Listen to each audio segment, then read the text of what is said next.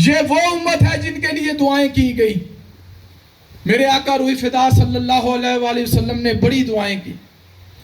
اویس کو اپنا جبہ دیا. جلیل القدر صحابہ اکرام رضوان اللہ اجمعین موجود ہیں. اکابر اصحاب موجود ہیں.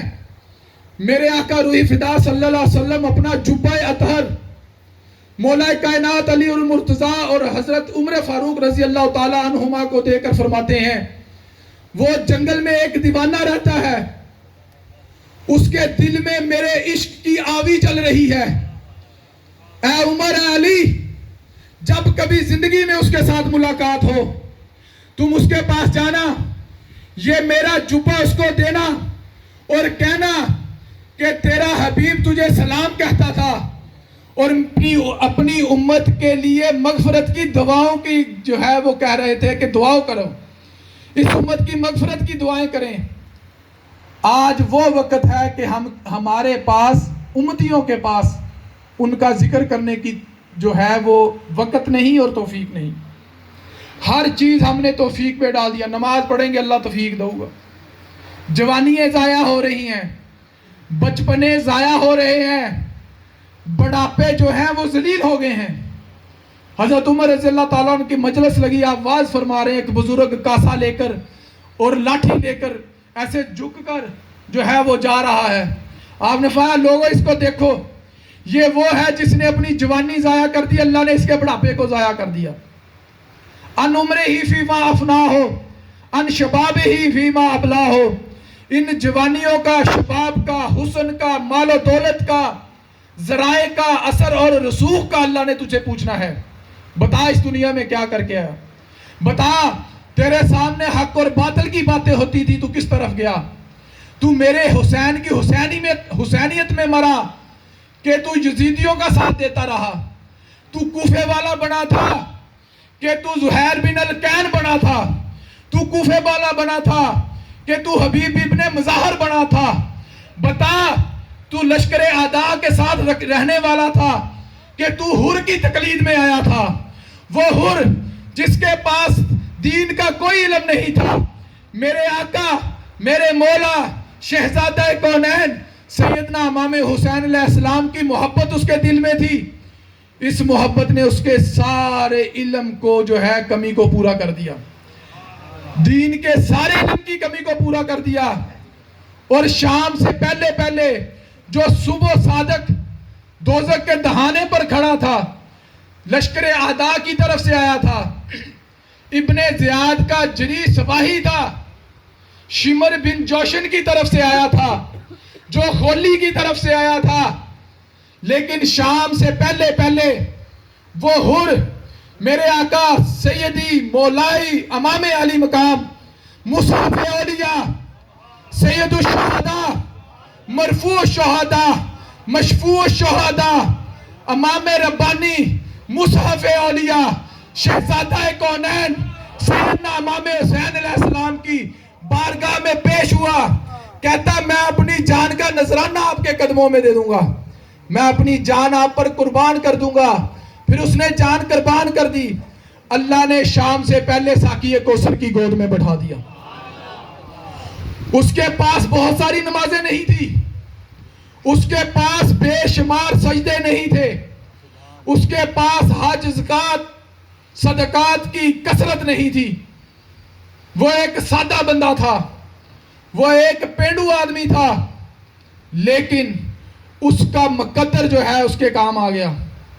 وہ لمحات اس کے کام آ گئے اس جوان کے. جب حسین نے پوچھا اے حر تو کون ہے, کہتا میں حر ہوں. فرمایا یہ نام کس نے رکھا ہے؟ کہا میری ماں نے نام حر رکھا ہے. فرمایا انت حر فی الدنیا والآخرہ, تو دنیا و آخرت میں آزاد ہو گیا. اے حر تو دنیا و آخرت میں آزاد ہو گیا.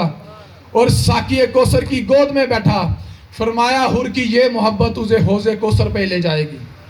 میرے آقا روح فدا صلی اللہ علیہ وسلم نے فرمایا انی تارکن فیکم خلیفتین, انی تارکن فیکم امرین, انی تارکن فیکم الثقلین, میں تمہارے درمیان دو خلیفے چھوڑ کر جا رہا ہوں. لوگوں سنو, میں تمہارے درمیان دو بھاری چیزیں چھوڑ کر جا رہا ہوں.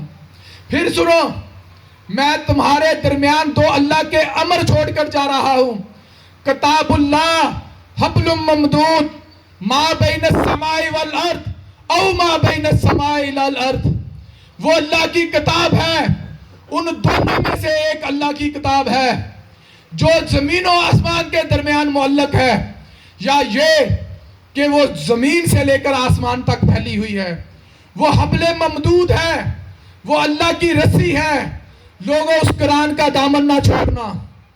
وَأَهْلِ بَيْتِي وَعِتْرَتِي, اور میری اہل بیت اور میری عطرت.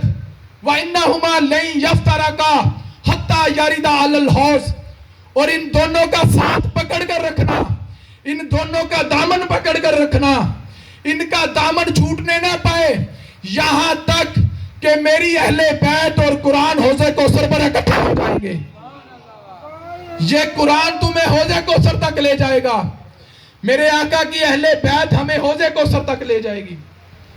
یہ کہاں لکھا ہے کہ ان کے غم میں رونا بدعت ہے, ذکر حسین کرنا بدعت ہے؟ اوے اللہ کے بندوں کہاں پھرتے ہو؟ ان کے غم میں میرے رسول اللہ صلی اللہ علیہ وسلم روئے.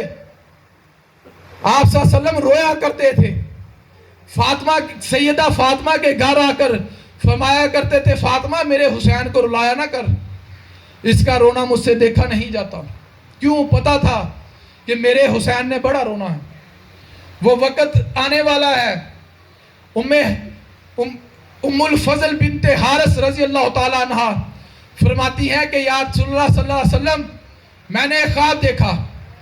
آپ نے ایک خواب دیکھا. ام فضل بنت حارث آپ کی چچی ہیں ام فضل, انہوں نے خواب دیکھا کہ میرے آقا روح فدا صلی اللہ علیہ وآلہ وسلم کے جسم کا پاک متبرک ٹکڑا, جسم کا ٹکڑا کاٹ کر جو ہے ام الفضل کی جھولی میں رکھا گیا. وہ پریشان ہوگی, رونے لگ گئی, جیسے ہیبت ناک بندہ ہو جاتا ہے کہ حضور اکرم صلی اللہ علیہ وسلم کے جسم کا ٹکڑا کاٹا گیا. آپ نیند سے اٹھی, پریشانی کے عالم میں رسول اللہ صلی اللہ علیہ وسلم کے گھر گئیں. فرمایا یا رسول اللہ صلی اللہ علیہ وسلم میں نے بہت برا خواب دیکھا ہے. آپ نے فرمایا ام الفضل کیا دیکھا ہے؟ فرمایا یا رسول اللہ صلی اللہ علیہ وسلم بیان نہیں کیا جا سکتا. فرمایا چچی آپ بتائیں تو صحیح آپ نے کیا دیکھا ہے؟ کہنے لگی یا رسول اللہ صلی اللہ علیہ وسلم میں دیکھتی ہوں کہ آپ کے جسم اقدس کا ایک ٹکڑا کاٹا گیا ہے اور وہ میری جھولی میں رکھا گیا ہے. فرمایا چچی آپ کو مبارک ہو, یہ تو بہت خوشی والا خواب ہے. فرمایا میری فاطمہ کے گھر ایک لڑکا پیدا ہوگا جو آپ کی گود میں رکھا جائے گا. فرمایا پھر حسین پیدا ہوئے اور ان کی گود میں رکھے گئے. ام سلمہ رضی اللہ تعالیٰ عنہ فرماتی ہیں کہ ایک دن رسول اللہ صلی اللہ علیہ وآلہ وسلم نے فرمایا آج بارش والا فرشتہ جو ہے وہ اللہ سے اجازت لے کے میرے سلام کے لیے آیا ہے, کوشش کرنا کوئی بندہ حجرے کے اندر نہ آئے.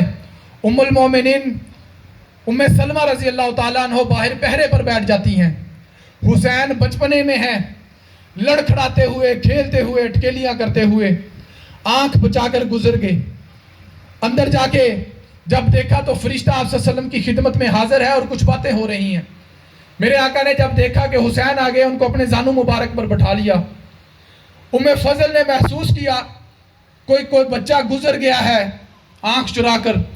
آپ پیچھے گئی, جب جا کر دیکھا تو رسول اللہ صلی اللہ علیہ وسلم نے حسین کو اپنی گود میں بٹھایا ہے, فرشتہ سامنے بیٹھا ہے, اور میرے آقا کبھی یہاں سے چوم رہے ہیں, کبھی یہاں سے بوسے لے رہے ہیں, کبھی گردن سے لے رہے ہیں, کبھی لبوں سے بوسے لے رہے ہیں, اور زاروں قطار رو رہے ہیں. واہ یا رسول اللہ صلی اللہ علیہ وسلم آپ کیوں رو رہے ہیں؟ آپ صلی اللہ علیہ وآلہ وسلم نے فرمایا ام الفضل یہ اللہ کا فرشتہ آیا تھا اور یہ پیغام دے کے گیا ہے کہ ان قریب آپ کی امت میں سے کلمہ گو. اصل بات یہ درد ہے ہمیں, مومن شہادت پر گھبراتے نہیں ہیں, مومن شہادت کا غم نہیں کرتے.